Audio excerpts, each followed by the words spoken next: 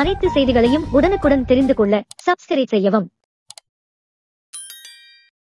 திருப்பூர் அருள்மிகு விஸ்வேஸ்வர சுவாமி திருக்கோவில் வைகாசி விசாக தேர் திருவிழா கடந்த 17ஆம் தேதி கொடியேற்றத்துடன் துவங்கியது.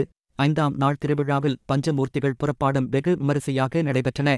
முக்கிய நிகழ்வான ஈஸ்வரன் கோவில் தேரோட்டம் நடைபெற்றது.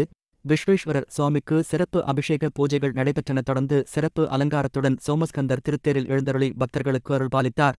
அலங்கரிக்கப்பட்ட திருத்தேரின் முன்புறம் திருக்கயிலாய வாத்தியங்கள் இசைத்தும், கோலாட்டம், கேரள கலைஞர்களின் நடனம், பெண்கள் கும்மி ஆட்டம் உள்ளிட்ட கலை நிகழ்ச்சிகள் நடைபெற்றன. தொடர்ந்து திருத்தேரினை ஆயிரக்கணக்கான பக்தர்கள் வடம் பிடித்து இழுத்து நமச்சிவாயா கோஷத்துடன் சாமி தரிசனம் செய்தனர்.